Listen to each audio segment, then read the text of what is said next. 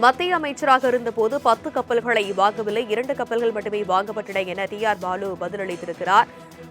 இது பற்றிய மேலும் விவரங்களை எமது செய்தியாளர் ராகவேந்தர் விவரிக்க கேட்கலாம். வணக்கம் ராகவேந்தர். டி.ஆர். பாலு தனது பதிலில் என்னென்ன விஷயங்கள் எல்லாம் குறிப்பிட்டிருக்கிறார்?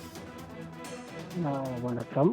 கடந்த 2023ஆம் ஆண்டு தமிழக பாஜக தலைவராக இருந்த அண்ணாமலை டிஎம்கே ஃபைல்ஸ் என்ற பெயரில் திமுக பிரமுகரின் சொத்து பட்டியலை வெளியிட்டார். திமுக பொருளாளரும் எம்பியுமான டி.ஆர். பாலுவுக்கு 21 நிறுவனங்கள் இருப்பதாகவும் அவருக்கு அவரது குடும்ப உறுப்பினர்களுக்கு 10,000 கோடி ரூபாய் சொத்து இருப்பதாகவும் தெரிவித்திருந்தார்.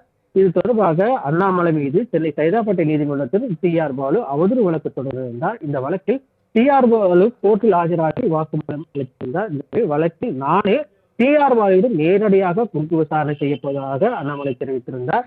இதுக்கு முன்னதாக ஏற்கனவே இருவரும் ஒரே நேரத்தில் ஆஜராக வேண்டும். ஆனால் டி.ஆர். பாலு 2 முறை வராதை அடுத்து இன்று இந்த வழக்கானது விசாரணைக்கு வந்திருந்தது. இதில் இருவருமே ஆஜராகி அவர்களது விளக்கங்களை தெரிவித்திருந்தார். இந்த அண்ணாமலை தரப்பில் டி.ஆர். பாலு குறுக்கு விசாரணை செய்ய மனு அளித்திருந்த நிலையில் இந்த சைதாப்பேட்டை நீதிமன்றத்தில் இருவரும் ஆஜராகி குறிப்பிட்டிருந்தனர். குறுக்கு விசாரணை நடைபெற்ற போது செய்தி வேறு விதமாக உள்ளது. ஆனால் அதை உள்நோக்கத்துடன் வேறு விதமாக அண்ணாமலை பேட்டியளித்திருந்தார் என்று டி.ஆர். பாலு தெரிவித்திருந்தார். சேது சமுத்திர திட்டத்தை அமல்படுத்துவதற்காகவும் சுயலாபம் அடைவதற்காகவும் டி.ஆர். பாலு அமைச்சராக இருந்த போது 10 மீன்பிடி கப்பல்கள் அதிகாரத்தை தவறாக பயன்படுத்தி வாங்கியதாக மூக்க அழகிரி பேட்டியில் தெரிவித்திருந்தார். அந்த மூக்க அழகிரிக்கோ அண்ணாமலைக்கோ திட்டம் என்றால் என்ன என்பதை தெரியவில்லை என்று தெரிவித்திருந்தார்.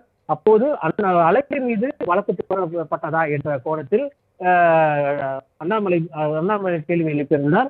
இந்த டிஎம்கே ஃபைல்ஸ் நீதிமன்றத்தில், அதாவது டிஎம்கே ஃபைல்ஸ் சைதாப்பேட்டை நீதிமன்றத்தில் அவர் தெரிவித்திருந்தார். அதாவது 10 கப்பல்கள் வாங்கவில்லை, 2 கப்பல்கள் தான் வாங்கியதாக டி.ஆர். பாலு குறிப்பிட்டிருந்தார்.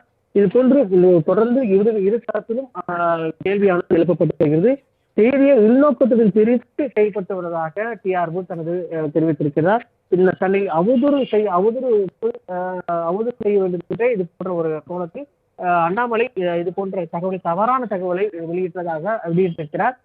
மேலும் இது ஒரு உள்நோக்கத்தோடு உதவியாக இருப்பதாகவும் தொடர்ந்து டி.ஆர். பாலு தெரிவித்து வருகிறார். டி.ஆர். பாலு தரப்பில் அவரது வழக்கறிஞர்களும் எடுத்துரைத்து வருகின்றனர். இந்த வழக்கானது தற்போது விசாரணையானது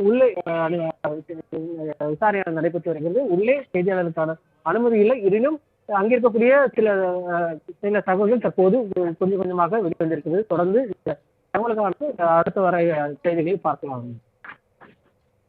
விவரங்களுக்கு நன்றி ராகவேந்தர்.